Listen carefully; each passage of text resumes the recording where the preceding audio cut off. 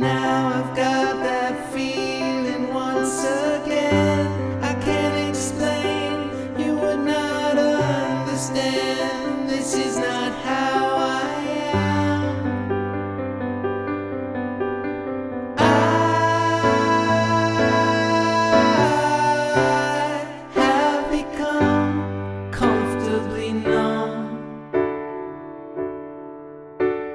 Hey, it's Nate with another piano tutorial. Today I'm doing Comfortably Numb by Pink Floyd. This one brings back memories. In middle school, right around the time I joined a band and started getting serious about learning to play, I would play this song with my dad and I would use the strings voice on my keyboard at the time, and it felt so cool, and I would do and I think it kind of opened up a lot of musical doors for me. Anyways, I have a great sounding piano accompaniment version for you today. Let's jump in.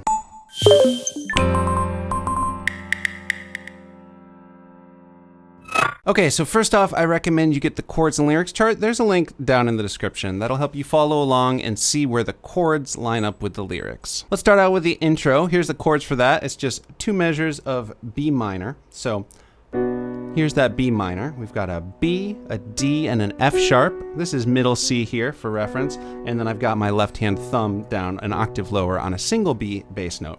And we're in 4/4 time, so every measure in the song gets 4 counts. And we're gonna be thinking a real slow 4/4 pulse. So like 1, 2, 3, 4, and then again 1, 2, 3, 4. And throughout this song, and there's a little note about this on your chords and lyrics chart, pretty much any chord can include a second, or it would be like a B minor add 2 chord in this case. So in addition to the notes we talked about here, you could use your second finger and hit a C sharp. And throughout, I'm gonna be just sprinkling those in. I'm gonna also be doing these quarter notes, so not just holding it for the whole measure, but just kind of hitting on every count. 1, 2, 3, 4. And so you can skip the add 2 chords, or you can kind of like do it on the first one of the measure, but not, just kind of keep it loose. I'm just gonna be playing around with it. Sounds really cool. Let's just keep cruising. Here's the chords for the verse. We start off with a B minor. You can add that C sharp. Is there anybody in there? So then we've got this A major. A, C sharp, and E. I just stepped down with my second finger to the A there. Then this next measure is going to sound like, just not if you can hear me. Is there anyone home? So back to a measure of B minor there. So this measure here in the middle, we've got a G. So G, B, D, nice and easy. Third finger's on the G here. And then I just have in parentheses here this F sharp that you step down to. We'll talk about the rhythm in a second. And you're going to land in this E minor 7. Now notice the right hand just stays basically on the G chord. And so the timing on that F sharp walk down is, we need to think in eighth notes. So dividing the beat in half, 1 and 2 and 3 and 4 and that step down happens on the and after 2.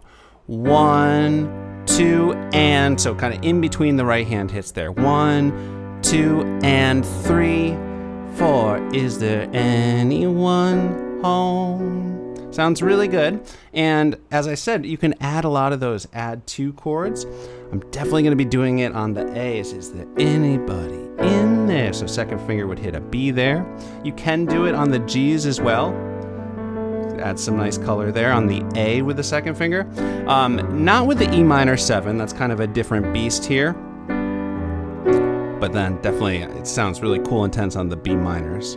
And the first verse is just 3 times through this whole line. Before we move on to the chorus, there's a couple other more advanced and optional details that I want to talk about. One is that throughout the song, I'm going to probably add a little bit more rhythm with my left-hand bass notes. Now that we talked about the eighth notes and the stepping down on the F sharp, you can do similar rhythms on the and after 2 and after 4 sounds great, like 1, 2, and 3, 4, and 1, 2, and you could even do and 3 and 3. So play around with that.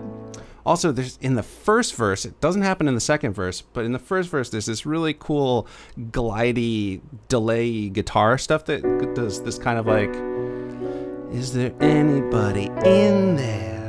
that high C sharp there. So I might just sometimes hit this inversion of an A, E, A, C sharp there, and then probably just kind of hop down. But you can throw that in, totally not necessary. But and also once again, only in the first verse. I think the second verse is a little bit more stripped back. But there's a synth that when you're going from the A to the G, it goes 1, 2, 3, 4, and 1. Or you could kind of 1, da, da. That's just a little D, C sharp on the way down on 4 and 1. So I might throw that in as well. All right, so let's check out that chorus, and I'm gonna build this up in 3 levels of difficulty. The first is just gonna be to play the chords with kind of the same rhythm we've been doing. Here's the underlying chord progression. We've got a D major, so that's D, F sharp, and A. Thumb here is gonna be up on this D bass note, and right off the bat, you can and should probably add those seconds with your second finger. So it's gonna be a E in the case of the D chord here. And we've got a measure of that D, 2, 3, 4, down to A. So same way we were doing it before. And it just goes back and forth like that. A distant ship, smoke on the horizon. Okay, then we got, I'll talk about that rhythm in a second, but we're coming up to this C chord too. So that's just C, E, G, regular old C major chord here, although I am gonna add my second finger on this D, and then down to the G. You can use the same G we were doing in the verses, add in that A if you like, and it goes back and forth like that twice. Your lips move, but I can't hear what you're saying. So then we hit this repeat sign, and that goes back to the beginning. So we do all 8 of those measures, the 2 lines, twice. When I was a child. So we go through that, and then we get to the last line. So that starts with a measure of A, 2, 3, 4. Then this measure's got 2 chords crammed in, C, 2, G, 4, up to D. And you might have noticed I did a different G here. I did an inversion on a G where I kept my pinky where it was from the C chord and did it like that. So B, D, and G, and I went down to just the regular G bass note here. I have become comfortably numb. 2, 3, 4. Okay, last thing to talk about for this level of difficulty is those little passing notes from every time we go from an A to a C, so between the first and second lines, and then also between the first 2 measures in the last line. We have this walk up on a B on the way to C. Rhythm there, we need to think in 16th notes, which we're gonna do in a second anyway, so that's when you divide the beat in 4, thinking 1 E and a, 2 E and a, 3 E and a, 4 E and a. And in both cases, it steps up on the E after 4. So from in the first line, a distant ship, smoke on the horizon. 2, 3, 4, E and a 1. And then same thing on I, 2, 3, 4, E and a 1. Have become. Cool, so that sounds good, but what I always found so fun about playing this song was doing those cool arpeggios here. So the easiest way to do this is to just use the chord shapes we've been doing, including the second finger, and just doing this downward arpeggio. There's 4 notes in each of those chords, and it's a 16th note rhythm. So 1 E and a, 2 E and a, 3 E and a, 4 E and a, 1 E and a, 2 E and a, 3 E and a. Sounds so nice. And then, of course, you do those step ups on the beats. 3 E and a, 4 E and a. And I might actually hit on beat 4 as well. 3 E and a, 4 E and a, 1 E and a, 2. So now we're on the C down to the G. Sounds really good. When you do get to the last line for the I, there, I'm going to stop with the arpeggio and play that just like we did a minute ago. Now, that was the easy way to play the arpeggio, but if you're going for complete accuracy to the recording, there's a little bit more detail. For the first A arpeggio after the D, rather than jumping the hand down into that A shape, we actually keep our pinky on A here and do this pattern. So A, E, D, C sharp. This is tricky because getting the thumb up on the C sharp can be tough. So the key to that is to get your hands just a little deeper in the keys so you're not like trying to do that. But the funny thing is, at least in the first chorus, the second time you go to the A, you do go down like that.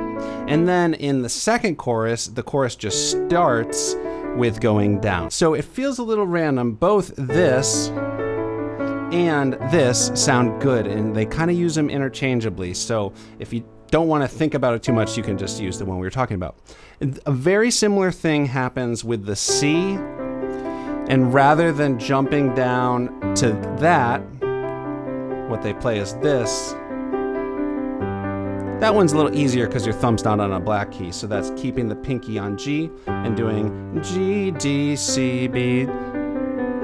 And it actually does do that every time. It never really does that on the recording. There's one more detail that I think is really optional and it makes it really tricky. I'm probably just gonna skip it, but the arpeggio does go. So on the very last cluster of 4 16th notes on the G chord, it goes. So just kind of move your thumb down to the G, B, D, G. And then it does it again here when we're gonna repeat back around. So if you like that, you can totally throw that in. After the first chorus, we've got the first guitar solo section. Now, if you don't have a guitar player with you, you can still play through that section. Here's the chorus for that. It is basically just a chorus, but without the repeat. So you just kind of go through the 3 lines once. And I am definitely gonna do that with just the chords without the arpeggio. To give it some more oomph, you could do octaves here. And you could still do the. So that sounds really good. Nothing too much more to say there. We've then got the second verse, which is just like the first verse, except it's only 2 times through the progression rather than 3 like the first verse was. Then we've got the second and final chorus. Here's the chorus for that. You'll notice it looks just like the first one. The only difference is there's an extra measure of D at the end of the last line. And there's some variation if you want to throw it in with the inversions on the A arpeggio. So that's getting ready for that long, epic outro guitar solo. And I just want to say, if you don't have a guitar player with you, it could be cool to just end the end of the second chorus. So on like, I have become comfortably numb. That sounds kind of like a nice place to end the song. But if you are going to do that guitar solo section, after have become comfortably numb, 2, 3, 4, then another measure. To build some anticipation, you could do octaves there. And then the solo section is just, here's the chorus for that. It's just verses. But I would do octaves to really make it feel epic and powerful like it does on the recording. And with the guitar solo going, it just loops around again and again and again, and the track eventually just fades out. So without, a studio fading you out, you could just, however long you want that guitar solo section to be, I would just end on a B minor and just kind of leave it there, and then the song is over. Okay, thank you for sticking with me. I am now going to do a full cover of this song so you can see how all the parts we talked about fit together and sound when they are played straight through. If you found this video helpful, give it a like. Also, please subscribe to the channel if you're not already, and click the bell so you know when I put out more videos like this one, and also leave a request for me in the comments. Okay, here's my version of Comfortably Numb.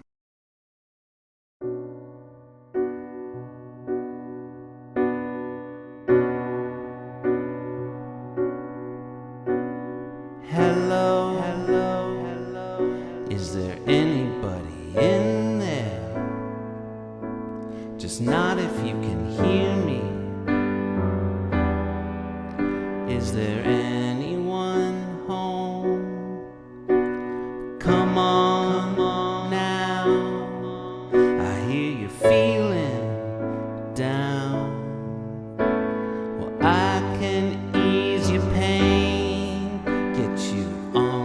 feet again. Relax, I need some information first. Just the basic facts. Can you show me where it hurts? There is no pain you are receiving. A distant ship, smoke on the horizon. You are only coming through in waves. Your lips move, but I can't hear what you're saying. When I was a child, I had a fever. My hands felt just like two balloons. Now I've got that feeling once again. I can't explain, you would not understand. This is not how I am. I have become comfortably numb.